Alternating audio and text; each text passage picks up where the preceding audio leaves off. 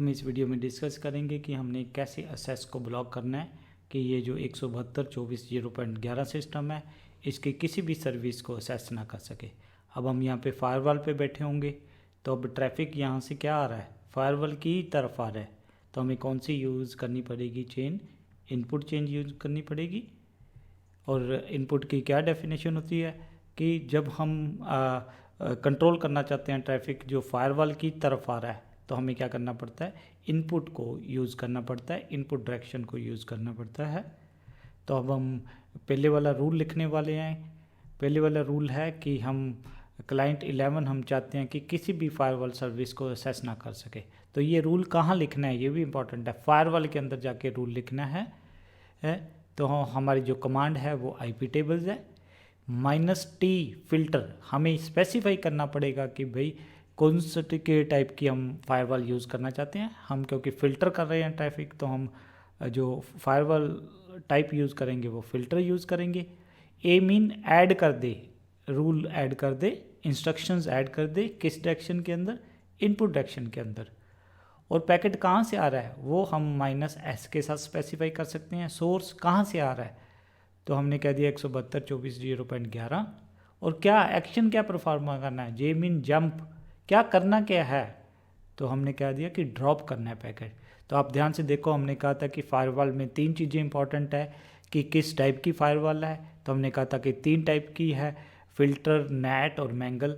तो -T के साथ हम टाइप ऑफ फायरवॉल स्पेसिफाई करते हैं। देन हम सेकंड था डायरेक्शन ऑफ फायरवॉल, वहाँ पे हमारा होता है इनपुट आउटपुट के फॉरवर्ड। तो यहाँ पे हमने कह दिया कि ऐड कर दे रूल, किस डायरेक्शन में, इनपुट में। देन हमने कहा था OSI के मॉडल से तीसरी की फायरवॉल किन चीज़ों को ब्लॉक कर सकते हैं, किन को परमिट कर सकती है। तो हमने वहाँ देखा था लेयर 2, लेयर 3, लेयर 4। तो यहाँ पे हम उनमें से एक को डिफाइन कर रहे हैं कि जहाँ का जो सोर्स 172.24.0.11 है उसको ड्रॉप कर दे। तो हमारे पास एक और कमांड होती है जिससे हम देख सकते हैं कि रूल सही तरह लिखा गया कि नहीं लिखा गया। तो IP table -L mean list कर दे, दिखा दे हमें कौन कौन से रूल्स हैं। -7 मीन नो DNS, तो ये नाम की बजाय अगर हम N नहीं लगाएंगे तो यहाँ पे वो दिखाएगा client 11.example.com। अगर N लगा देंगे तो हमें उसको न्यूमेरिक में दिखाएगा। और ये हमें बता रहा है कि हमने क्या स्पेसिफाई किया है। अब फिर हम क्या करेंगे, हम क्लाइंट 11 पे चले जाएंगे। क्लाइंट 11 पे जाके टेलनेट करके देखेंगे फायरवॉल को, ये नहीं करेगा, कनेक्शन टाइम आउट हो जाएगा। नहीं तो हम Ctrl+C से कैंसिल कर देंगे। थोड़ी बहुत SSS भी नहीं करने देगा, लिंक्स भी नहीं, वेब सर्वर को भी एक्सेस नहीं करने देगा, FTP भी नहीं करने देगा, पिंग भी नहीं करने देगा। इससे हमें क्या प्रूव होता है कि हमने जो रूल लिखा था वो सही है। फर्दर प्रूफ के लिए हम क्या करेंगे, क्लाइंट 31 पे चले जाएंगे, वहाँ से जाके टेलनेट करेंगे।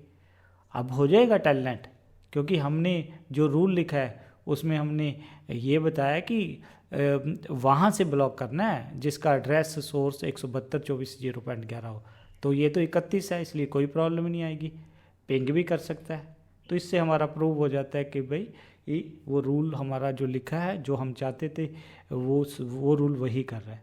बाद में हम क्या करेंगे, इस रूल को डिलीट कर देंगे। डिलीट करने के लिए आपने कुछ नहीं, वही रूल है, वहाँ A की बजाय आपने क्या कर देना है, D स्पेसिफाई कर देना, D मीन डिलीट। बाद में हम देखेंगे और भी बहुत सारे मेथड्स हैं रूल को डिलीट करने के। तो बट यहाँ पे हम क्या करेंगे, इस कमांड से डिलीट करेंगे, फिर चेक कर लेंगे कि भाई है या नहीं है। तो फिर देखेंगे कि कोई भी रूल नहीं है।